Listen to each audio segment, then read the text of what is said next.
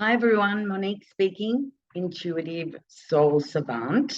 Welcome to the channel. If you'd like any information regarding challenging aspects, inner child work, shadow work, pop over to the playlist. There's timeless readings there that can help soothe you through dark times, and also inspiration, of course, because I've just been through that or still going through that and going to continue going through that. And that's what I want to bring to you. The pain, make the pain turn into gold that I've experienced for so many decades. And yeah, I mean, out of all of that pain, we've got to have something to come out of that. So I'm here to help others with my experience, strength, and hope. So today's video, firstly, I'm making this end of November. It's actually Thanksgiving in the Northern Hemisphere. Happy Thanksgiving. But you'll be able to watch this at any time because it's relative to the astrological signs of our ancestry patterns. This is the first video. There'll be another video in 2 days regarding the ancestral patterns with addictions. Okay, so this is just about the astrological signs. So I'll explain what I mean. So in every family lineage, we have people who have sun signs. So our job, if we want to get a little bit more information with about the patterns that we are dealing with, which we would like to release and break free of to come to our true self. So I'll probably use myself as an example. So if you go back through your family lineage, paternal and maternal line. Now, if you go to your grandparents and see what star sign they are. My mother's parents, Scorpio and Libra. My father's parents, Leo and Capricorn. Now let's go back to my mother. You can go to the great-grandparents and you can go further back if you have the family tree, and you can come forward. So from our grandparents, right, then we have our parent, and then we have us, our generation, and then we have our children, if you're old enough to have had children already. So let's go back to my paternal grandparents, Scorpio and Libra. Now my mother, Libra. Her brother, Scorpio. There's the key. Then in our family, the Scorpio, my sister. So down through the lineage, a strong astrological signs in our family, Scorpio, Libra. And from there, we can work out what the predominant astrological energy is of our families.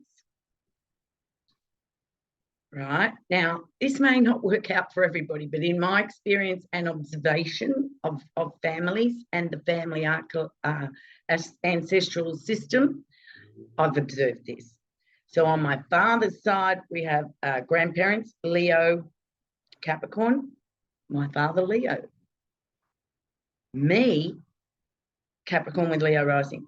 So I carry that ancestral DNA very strongly because I'm the firstborn of my generation, and I take the signs. You know, 2 of my big 3 are my grandparents. So you see what I mean? It's not hard if you've got enough understanding of when the sun signs start and finish. You know, while you're there over the weekend, if you really need to keep quiet, just observe. Right? When we're around our families, we can observe these things. However, if you've got enough understanding of the shady, shadowy parts of each sign, then you might be able to pick up on patterns, the patterns that we inherited. So I'm going to go through the signs now. Okay, now remember, we're not blaming.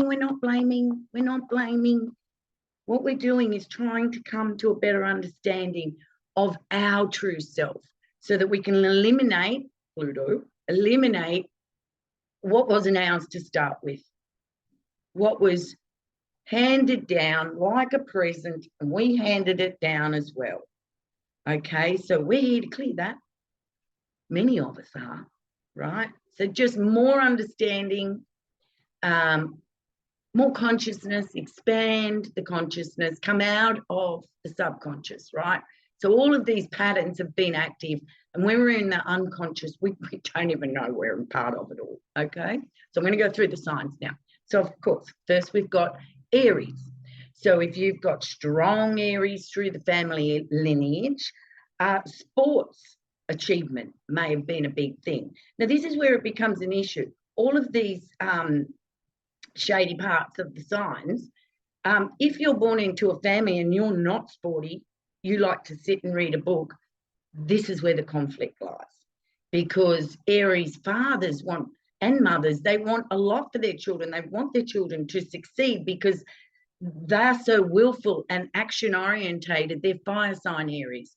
So when they go out and strive and create and be pioneers, sometimes they can expect that of their children. And then that can be passed down the line. It's like family money, except it's family dysfunction. Okay, so if you've got strong Aries in the family, it gives you compassion for your frustration on why they were so hard on you about sports and being a pioneer and just go out there and do it, you know, in a selfish manner almost. Selfishness, you know, could be passed down through that generation. So I think you understand what I'm talking about. It's just another perspective. And the next video will be about the addictions that can come up, and you'll be quite surprised at what is called an addiction and what can create an issue passed down through the family. So that's Aries. Okay, redheads too. Red hair could be passed down through the Aries family, for sure. Okay. And then remember, you've got the Aries mixed with another sign through the marriage, right? So it's a big story. And we just join the dots. That's what we're doing. We're joining the dots. So if you've got Taurus strong in the family lineage, everybody could be worried about money, and money could be very important. Security, being stable. Like if you're born into a strong Taurian family and you're a traveler, you're you know, you travel, you're not stable, you know, there could be judgment on you because you're not following that Taurian, the Taurian shadiness of you're only going to be secure if you make money. Your security lies in the money. You're nothing if you haven't got that money, right? Weight issues too. There's lots of Taurians through the family because it's ruled by Venus. We could all be big eaters, and you might not want to be a big eater, right? You can see what I'm getting at. Everything that we don't like about ourselves, or we don't want to participate in, is probably not for us. Okay, so coming to an understanding and a compassion is what we need to do. Now, with the Gemini strong in the family, well, we could be get about town when mum's never home, dad's never home. Also, I've noticed, so you can't take this personally, a bit of infidelity in the Gemini families. There's a flittiness around. Mum's never, she's never present, okay? She's not present. Going from one job to another job, you know, almost the opposite of the Taurian stability, right? Education is important. Like, okay, maybe you've got teachers and there's a Gemini energy in the family and everybody's got to be a teacher. That's what we do. All right. Okay. Gemini's hard to quantify when it comes to the family's dysfunction because they're air. Right, they're air, they're not emotional, they're not down to earth, they're not looking at, you know, it could be a little gaslighty, bit gaslighty if you're an emotional child in a Gemini family, okay, because what you feel, oh, they don't feel that, and they have the mental capacity to to gaslight you, I guess. Yeah. Okay. So Cancer, we've got the strong Cancer in the family. Well, we all know that the Cancer sign rules the mother. So there's the nurturing there. All right. Maybe smothering. Could be over mothering. The mother, if there's a strong Cancer energy through the family, the children and others may not be pushed to succeed. They may be pushed to have a family. Give me grandchildren. I just want grandchildren. And if you've been born in that family and you choose not to have children, it's like there lies our conflict. You know, abortion could come into that equation as well. Because remember, we're dealing back to our grandparents, and life was very different from them. Religion had a hold on everybody.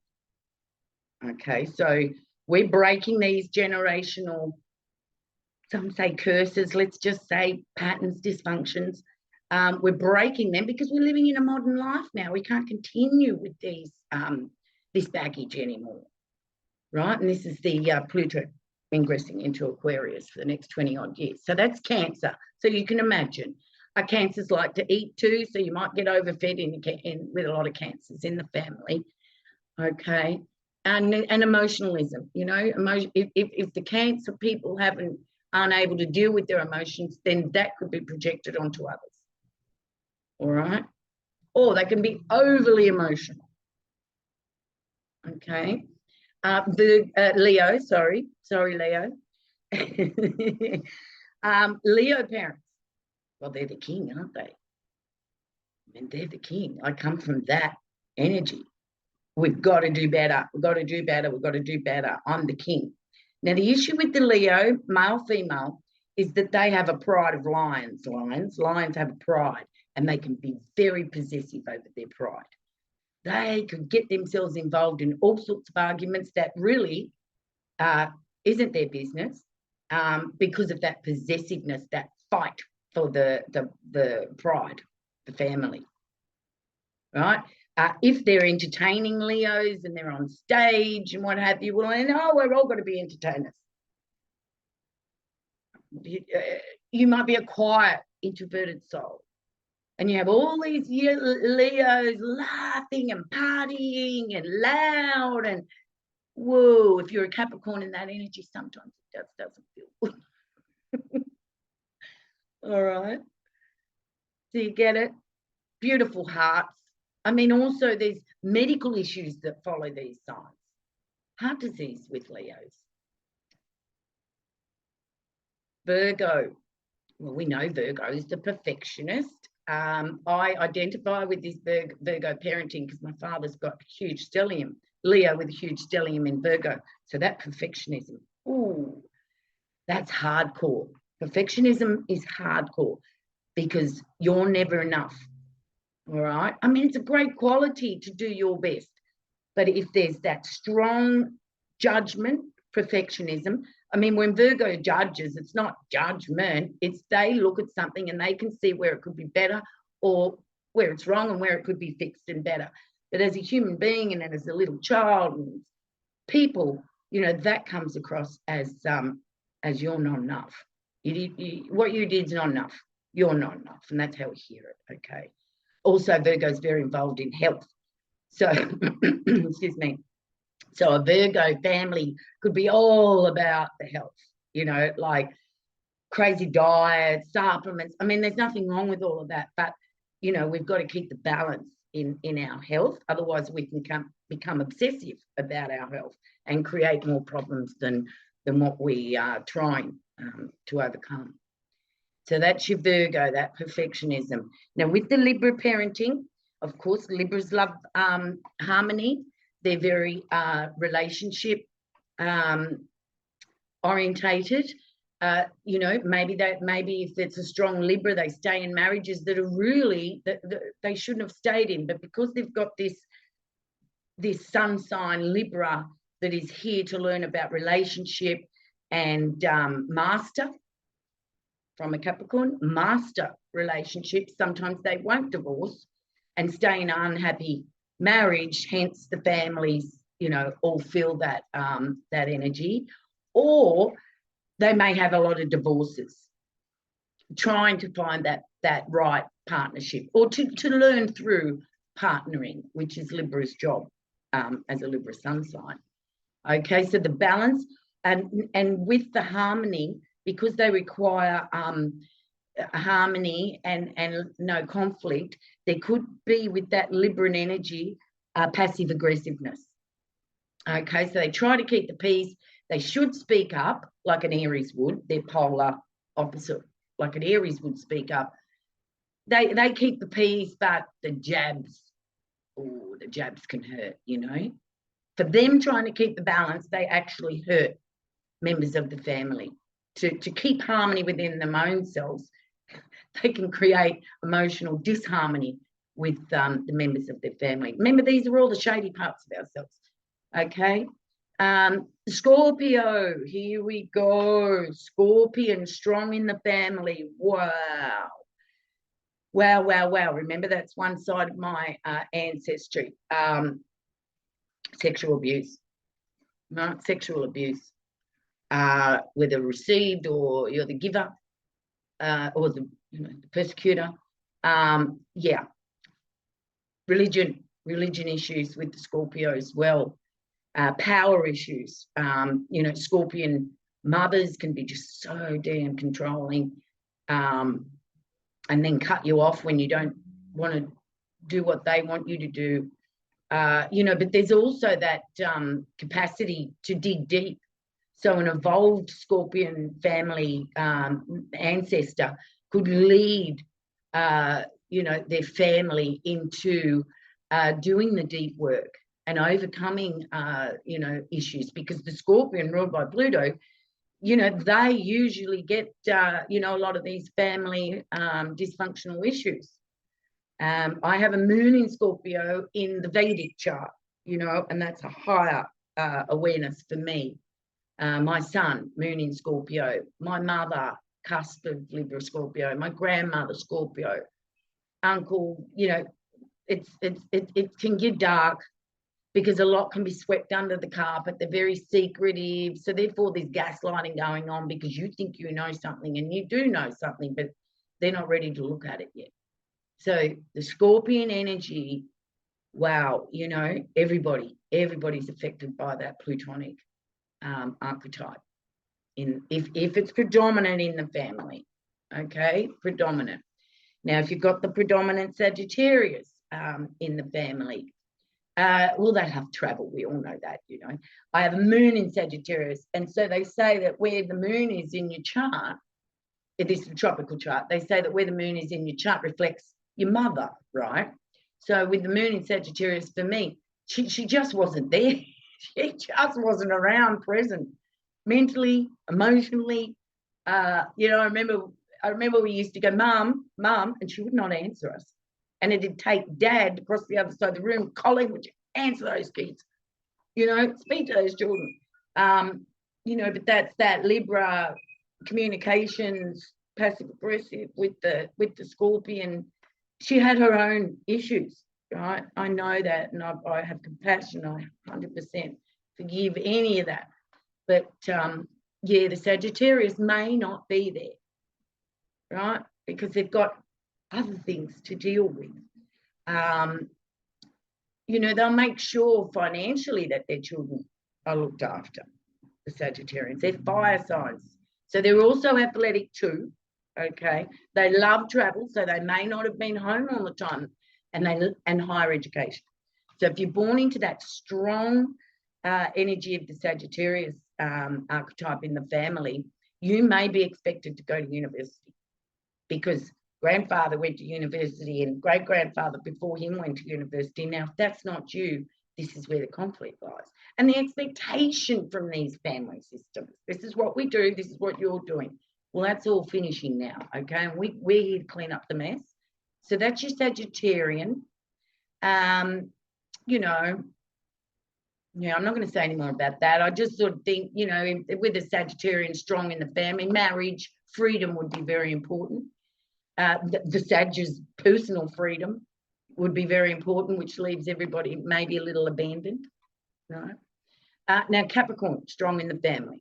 Well, the archetype of Capricorn is restriction. Business, business, business. If you're born into a Capricorn family, my God, you probably sure know about business. And if you don't know about, if you weren't taught the business, you'll probably end up in the business, okay? But it's restriction, Capricorn. So with Capricorn parents, Capricorn and Cancer, yes, Capricorn and the Cancer, they like hanging at home because that's the father-mother homebody type. Yes, the Capricorn goes out and becomes the business person, the CEO, with the integrity that leads and, you know, all of that. But they might just hang at home on weekend. They're not Leo. They're not the party people. Capricorn goes to work, works hard, workaholism. That's another thing for Virgo too. If you've got the Virgo archetype, the Capricorn archetype, well, any of them really.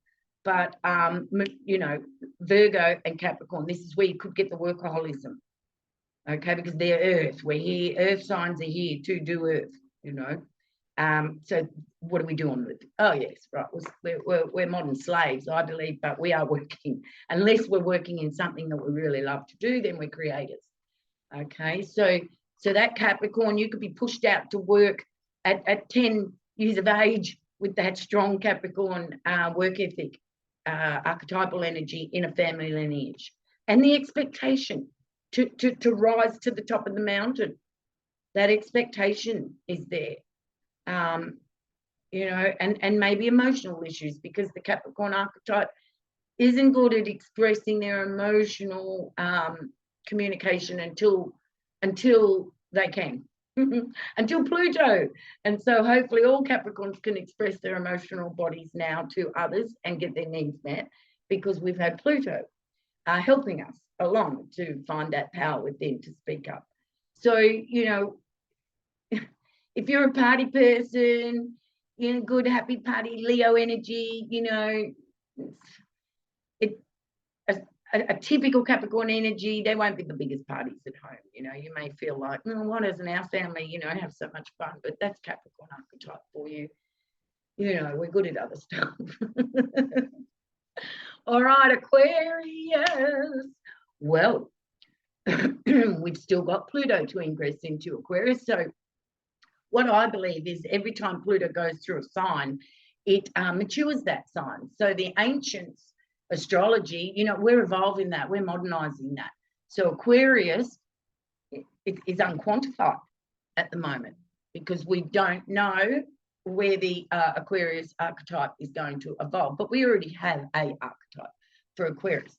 So with the Aquarian archetype, I've found that if you're a Pisces, Cancer, born into this Aquarius archetype, you know, your creativity, your individuality, all of that's going to be on it.